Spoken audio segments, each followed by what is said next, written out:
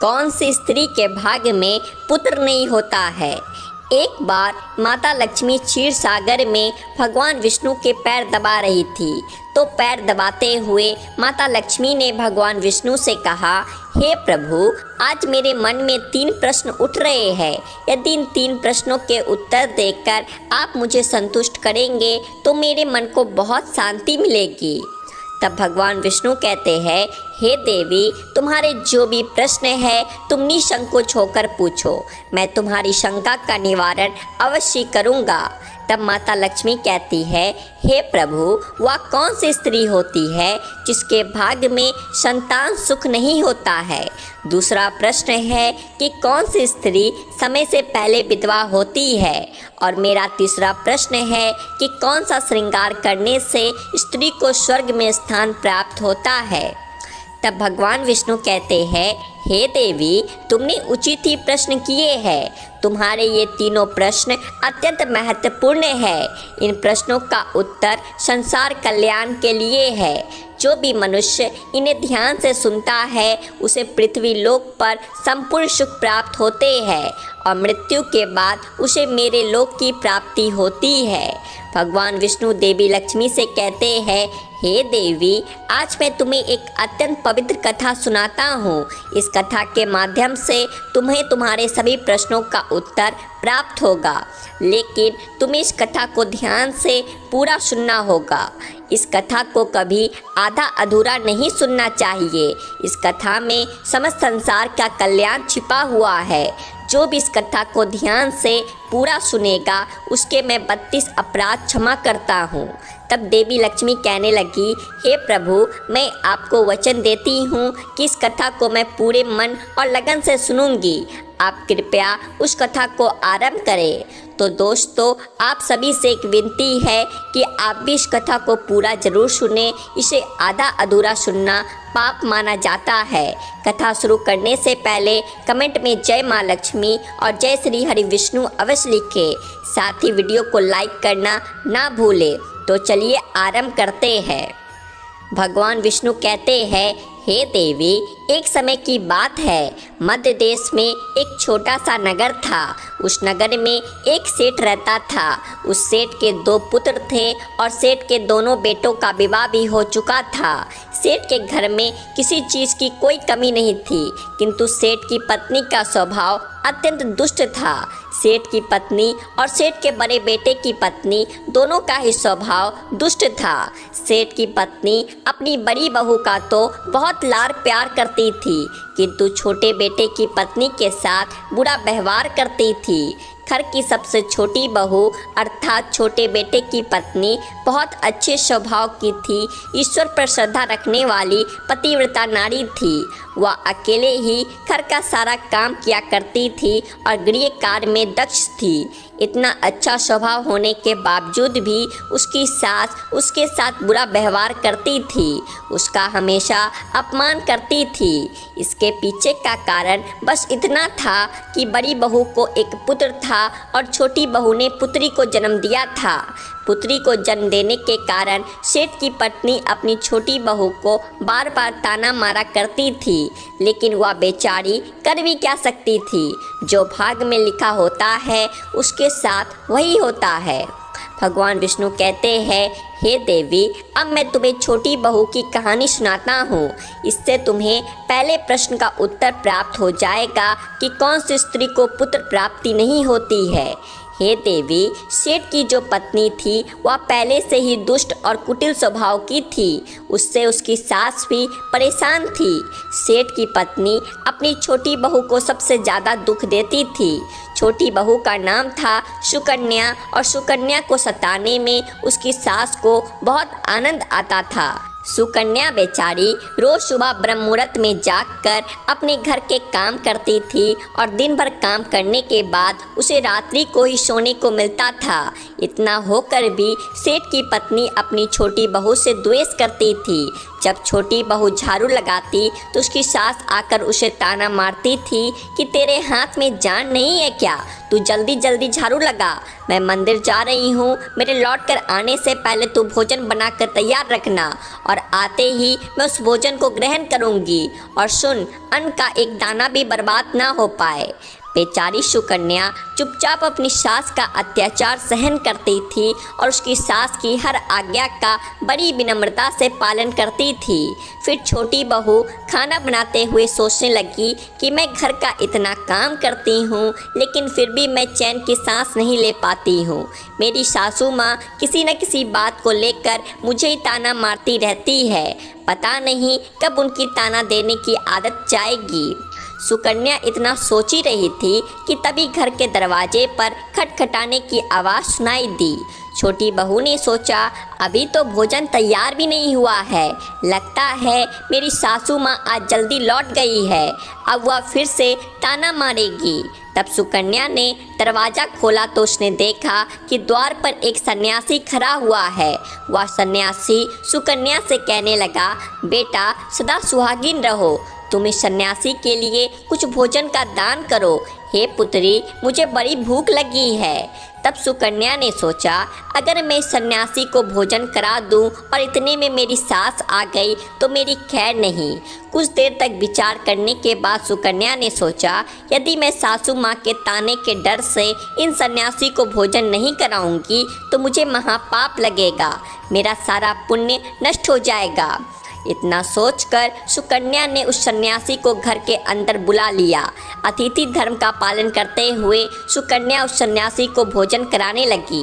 उतने में ही उसकी सास घर पर आ पहुंची और सन्यासी को घर के अंदर भोजन करते हुए देखकर उसे बहुत गुस्सा आ गया। वह चिल्लाते हुए सुकन्या से कहने लगी, यहाँ पर क्या किसी प्रकार का भंडारा या दावत नहीं चल रही है जो तू राह चलते भिखमंगों को घर में बिठाकर खिला रही हो। सुकन्या ने अपनी सास से बड़ी विनती की लेकिन सुकन्या की सास ने बहू की एक नहीं सुनी और उसकी सास ने उस सन्यासी को घर से बाहर निकाल दिया और उसके भोजन को उठाकर कचरे में फेंक दिया। उसके बाद वह सास सुकन्या पर गुस्सा करने लगी, अरे दुष्ट औरत, मैंने तुझे कहा था कि अन्न का एक दाना भी बर्बाद नहीं होना चाहिए, लेकिन तूने क्या किया, उस भिखमंगे को इतना सारा भोजन दे दिया। सुकन्या डरते डरते बोली, सासू माँ, मैंने सन्यासी को अपने हिस्से का भोजन दिया है, इसमें आखिर इतना गुस्सा होने की क्या बात है। द्वार पर आए अतिथियों को कभी खाली हाथ नहीं भेजते हैं, ऐसा शास्त्र कहते हैं। फिर सुकन्या की सास ने उसे बहुत डांटा। दोनों के बीच कई देर तक बहस हुई और सुकन्या के दुष्ट सास ने गुस्से में आकर सुकन्या को धक्के मार करके घर से बाहर निकाल दिया और घर का दरवाज़ा बंद कर दिया। सुकन्या देर तक घर के मुख्य द्वार के सामने खड़ी रही और बाहर से अपनी सास को आवाज़ देने लगी। सुकन्या की सास ने एक नहीं सुनी और उसे घर के अंदर आने नहीं दिया। फिर सुकन्या दुखी और उदास होकर अपने मायके के लिए निकल गई। मायके जाने के रास्ते में बहुत बड़ा जंगल पड़ता था। सुकन्या भूखी प्यासी रहकर उस जंगल के रास्ते पर से चलने लगी। तभी उसी समय अचानक जोर जोर से बादल गरजने लगे और मूसलाधार बरसात होने लगी। बारिश से बचने के लिए सुकन्या एक वृक्ष के नीचे जाकर खड़ी हो गई। वहाँ पर सुकन्या ने देखा कि पेड़ के नीचे में कोटर बना हुआ है। फिर वह बिना देरी किए जल्दी से उस कोटर में घुस गई। कोटर में जाने के बाद सुकन्या ने देखा कि अंदर कोई साधु महात्मा बैठे हैं। वह सन्यासी कोई और नहीं बल्कि भगवान विष्णु ही साधु का रूप धारण करके बैठे हुए थे। जब उस साधु ने सुकन्या को देखा तो बोले, हे पुत्री, तुम इस घने जंगल में अकेले क्या कर रही हो? रोना बंद करो, मैं तुम्हारे बारे में सब कुछ जानता हूँ। तुम्हारे ससुराल वाले अत्यंत दुष्स्वभाव के हैं और वे तुम्हें बहुत दुख देते हैं। इसका कारण केवल बस इतना है कि तुम्हें पुत्र की प्राप्ति नहीं हुई है। पुत्री को जन्म देने के कारण तुम्हें तुम्हारी सास के ताने सुनने पड़ते हैं। हे पुत्री, तुम चिंता मत करो, मैं तुम्हें एक पर्ची देता हूँ। इस पर जो भी उपाय लिखा हुआ है तुम उस उपाय को पूरे मन के साथ करो, फिर तुम्हें एक गुणवान पुत्र की प्राप्ति होगी। फिर सुकन्या ने वह पर्ची ली और वह साधु वहाँ से अचानक से गायब हो गए। ये चमत्कार देखकर सुकन्या बहुत प्रसन्न हुई और जब बारिश रुकी तो सुकन्या का पति उसे ढूंढते हुए उस स्थान पर पहुँच गया। सुकन्या ने अपने पति को सारी हकीकत बता दी और फिर दोनों ने घर वापस ना जाकर उसी जंगल में रहने का निर्णय लिया। वहाँ पर रहते हुए एक दिन सुकन्या के मन में पुत्र प्राप्ति का ख्याल आया और वह मन ही मन सोचने लगी कि यदि मेरा भी कोई पुत्र होता तो आज ससुराल में मुझे बहुत ज़्यादा इज्जत मिलती। तभी सुकन्या को उस साधु के द्वारा दी गई पर्ची की याद आ गई और फिर जब उसने वह पर्ची खोलकर पढ़ा तो उसने देखा कि जो स्त्री पुत्र प्राप्ति की कामना रखती है उसे रात्रि में अपने पति की बाईं तरफ सोना चाहिए। ऐसा करने से कुछ समय बाद में बाएं करवट लेटने से नाक का दाहिना स्वर और दाहिना करवट लेने से नाक का बायां स्वर चालू हो जाता है। फिर जब पुत्र की इच्छा हो तो उस स्त्री में मिलन से पहले यह निश्चित कर लेना चाहिए कि पुरुष का दायां स्वर चलने लगे और स्त्री का बायां स्वर चलने लगे और उसी समय पर गर्भधान किया जाना चाहिए। ऐसा करने से निश्चित ही पुत्र की प्राप्ति होती है। इसके विपरीत नाक के स्वर चलने से पुत्री की प्राप्ति होती है। उस पर्ची में आगे लिखा हुआ था कि मासिक धर्म शुरू होने के बाद पहले 4 दिनों में पुरुष के साथ मिलन करने से पुरुष को रगड़ता प्राप्त हो जाता है और 5वीं रात्रि में मिलन करने से पुत्र की प्राप्ति होती है तथा 6ठी रात्रि में मिलन करने से पुत्र रत्न की प्राप्ति होती है। 7वीं रात्रि में मिलन करने से बंध्या पुत्री होती है। 8वीं रात्रि में मिलन करने से बलशाली पुत्र की प्राप्ति होती है। 9वीं रात्रि में मिलन करने से सुंदर कन्या की प्राप्ति होती है तथा 10वीं रात्रि में मिलन करने से विद्वान और अति श्रेष्ठ पुत्र की प्राप्ति होती है। 11वीं रात्रि में मिलन करने से सुंदर आचरण वाली कन्या प्राप्त होती है। 12वीं रात्रि में मिलन करने से गुणवान पुत्र होता है। 13वीं रात्रि में मिलन करने से लक्ष्मी स्वरूपा पुत्री होती है। 14वीं रात्रि में मिलन करने से गुणवान, बुद्धिमान तथा बलवान पुत्र होता है। फिर सुकन्या ने मासिक धर्म के बाद 14वीं रात्रि में अपने पति के साथ मिलन किया और उसके बाद गर्भ धारण किया। फिर दूसरे दिन सुकन्या का पति जंगल में लकड़ी काटने के लिए चला गया और सुकन्या घर पर पड़ी रही। फिर अचानक से तेज तूफान आया और सुकन्या की झोपड़ी उड़ गई। फिर सुकन्या दौड़ती हुई उसी पेड़ के कोटर में जाकर रुक गई जहाँ पर उसे वह साधु मिला था। सुकन्या वहाँ अपने पति की राह देख रही थी कि अचानक वहाँ पर 2 राक्षसी आ गई। वह राक्षसी अत्यंत मायावी थी। फिर उन्होंने उस कोटर के साथ पेड़ को उड़ाकर एक ऐसे स्थान पर चली गई जहाँ पर बहुत सारा सोना था। जब सुकन्या ने यह दृश्य देखा तो वह चौंक गई। सुकन्या पेड़ के कोटर में छिपी रही। जब वह राक्षसी भोजन की तलाश में गई तो सुकन्या ने उस स्थान पर से बहुत सारा सोना उठा लिया और उसे कोटर में भर लिया। जब वह राक्षसी लौट आई तो फिर से पेड़ पर बैठकर वो उस पेड़ को उड़ाकर उसी जंगल में आ गई। राक्षसियों के जाने के बाद सुकन्या वह सारा सोना लेकर अपने पति के पास चली गई और उसे वह सारा सोना दे दिया। फिर पति और सुकन्या दोनों अपने ससुराल को लौट गए। वहाँ जाकर उसने अपनी सास को वह सोना दे दिया और सारी हकीकत बता दी, जिसे सुनकर उसकी सास को बहुत गुस्सा आया। अब बोलने लगी, अरे मूर्ख औरत, तू बस इतना ही सोना लेकर आ गई, इतने सोने में क्या होगा? मैं होती तो बहुत सारा सोना लेकर आती। फिर उसकी सास भी उस जंगल के कोटर में जाकर छिप गई और राक्षसियों की राह देखने लगी। तभी वह 2 राक्षसी वहाँ पर आई और फिर उन्होंने उस कोटर को उड़ाकर एक बर्फीले पहाड़ पर ले गई।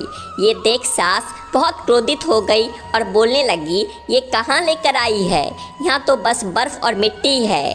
तभी उन राक्षसियों ने उसकी आवाज़ सुनी और देखा तो एक बूढ़ी औरत पेड़ के कोटर में छिपकर बैठी है। फिर उन्होंने उस सास को बाहर निकाला और उस बर्फीले पहाड़ पर फेंक दिया। जमीन पर गिरते ही उसकी मौत हो गई। इधर सुकन्या बड़े आनंद के साथ रह रही थी, लेकिन सुकन्या की सास कभी नहीं लौटी। तो सुकन्या ने जाकर उस कोटर में देखा तो वहाँ पर उसकी सास नहीं थी। उसे समझ में आ गया कि लालच के कारण उसकी सास की मृत्यु हो गई है। भगवान विष्णु कहते हैं, हे लक्ष्मी, जिस स्त्री को पुत्र प्राप्ति की कामना है उसे मैंने सुकन्या को दी हुई पर्ची में बताए गए उपाय जरूर करने चाहिए। तुम्हारा दूसरा प्रश्न यह था कि किस कारण से स्त्री जल्दी विधवा होती है। तो जो स्त्री अत्यधिक लालच करती है वह स्त्री जल्दी विधवा होती है, और जो स्त्री चरित्र का गहना पहनती है उसे मृत्यु के पश्चात स्वर्ग की प्राप्ति होती है। एक स्त्री को अपने चरित्र का त्याग कभी नहीं करना चाहिए। तो दोस्तों, इस प्रकार से भगवान विष्णु ने माता लक्ष्मी को यह कथा सुनाई थी। उम्मीद है आपको यह कथा पसंद आई होगी। वीडियो को लाइक जरूर करें और ऐसी ही और कथाओं को सुनने के लिए आपके अपने चैनल आध्यात्मिक संसार को सब्सक्राइब भी कर लें। हम फिर मिलेंगे आपसे एक नई आध्यात्मिक कथा के साथ। तब तक के लिए बोलिए माता लक्ष्मी श्री हरि विष्णु की जय।